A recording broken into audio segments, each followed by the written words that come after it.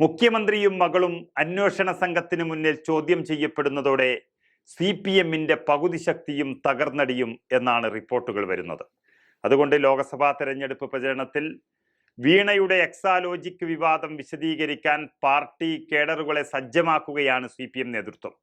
എന്നാൽ പണ്ടത്തെ കാലത്തെ പോലെ വിഡ്ഢികളല്ല പ്രവർത്തകരൊന്നും. ദേശാഭിമാനി മാത്രമല്ല വായിക്കുന്നതെന്നും കൈരളി TV മാത്രമല്ല കാണുന്നതെന്നുമുള്ള മുന്നറിയിപ്പും പാർട്ടിക്ക് കിട്ടുന്നുണ്ട്. എങ്കിലും കേസ് രാഷ്ട്രീയ പ്രേരിതം മാത്രമാണെന്നും കണക്കിൽ മാത്രമാണ് തർക്കമുള്ളത് എന്നും ചർച്ചകളിൽ നേതാക്കൾ പറഞ്ഞു ഫലിപ്പിക്കാൻ നോക്കുകയാണ്. എന്തുകൊണ്ടാണ് വീണ വിജയനു മാത്രം ഇത്ര പരിഗണന എന്ന ചോദ്യം പ്രതിനിധികളിൽ പലരും ഉന്നയിച്ചു കഴിഞ്ഞു. കോടിയേരിയുടെ മക്കൾക്ക് കിട്ടാത്ത പരിഗണന മാസപ്പടി വിവാദത്തിൽ വീണ വിജയന് കിട്ടുന്നത് എങ്ങനെയെന്ന് ജനങ്ങൾ ചോദിച്ചാൽ എന്ത് പറയണമെന്നറിയാതെ പാർട്ടി നേതൃത്വം ബുദ്ധിമുട്ടുകയാണ്. മാത്രമല്ല, മുഴുവനും അനധികൃതമെന്ന് സാമാന്യ ജനം മനസ്സിലാക്കിയ കരിമണൽ കമ്പനിയുമായി വീണയുടെ എക്സാലോജിക്കിന്റെ ഇടപാട് അത് എന്താണ് എന്ന് പ്രവർത്തകർ ചോദിച്ചാൽ എന്ത് പറയണം?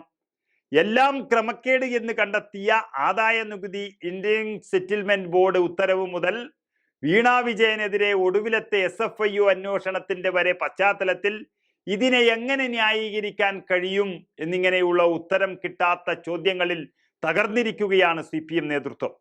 CPM സംസ്ഥാന സെക്രട്ടറിയാണ് ശില്പശാലയിൽ സംസാരിക്കുന്നത് എങ്കിൽ ചോദ്യം ഉയരും മുൻപേ വിവാദം വിശദീകരിച്ചുകൊണ്ടാണ് തുടങ്ങുന്നത്.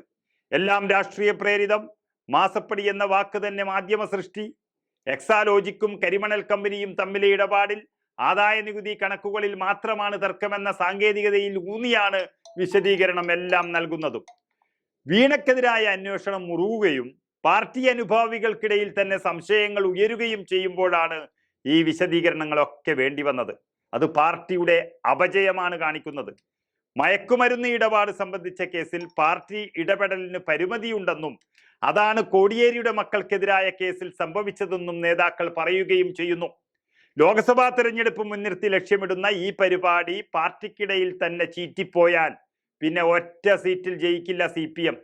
പാർട്ടി കേഡർ ഇതിനകം സംസ്ഥാനത്ത് സജ്ജമാണെന്നും ജില്ലാ മണ്ഡലം തലങ്ങളിൽ ബ്രാഞ്ച് സെക്രട്ടറിമാർ വരെയുള്ളവർക്ക് പ്രത്യേക ശില്പശാല നടത്തി പരിശീലനം നൽകുന്നുവെന്നും പാർട്ടി പറയുമ്പോഴും ഇതെല്ലാം തട്ടിപ്പ് വെളുപ്പിക്കാനും ന്യായീകരണ തൊഴിൽ നടത്താനുമല്ലേ എന്ന് പ്രവർത്തകർക്കുള്ള വിഷമം പാർട്ടി ഗ്രാമങ്ങളിൽ വലിയ ചർച്ചയാവുകയാണ്.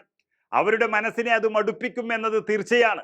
കമ്മ്യൂണിസം മുതലാളിത്തത്തിന് വഴിമാറിയ കേരളത്തിൽ പിണറായി വിജയനെയും കുടുംബത്തെയും അമിതമായി പിന്തുണയ്ക്കേണ്ടതില്ല എന്നുള്ള തീരുമാനത്തിലേക്കും ചില പ്രവർത്തകർ പാർട്ടി ഗ്രാമങ്ങളിൽ എത്തിച്ചേരുകയാണ്. അതായത് പാർട്ടിക്കുള്ളിൽ വിഭാഗീയത മറനീക്കി പുറത്തു വന്നാലും അത്ഭുതപ്പെടാനില്ല. ഇനിയൊരു ചോദ്യം ചെയ്യലോ അറസ്റ്റോ ഉണ്ടായാൽ പിണറായി വിജയന്റെ രാജി ചോദിച്ചു വാങ്ങാൻ CPM-ൽ നിന്ന് തന്നെ ശബ്ദമുയരും എന്നതാണ് സത്യം. കോടിയേരിയോട് പിണറായി ചെയ്തതുപോലെ.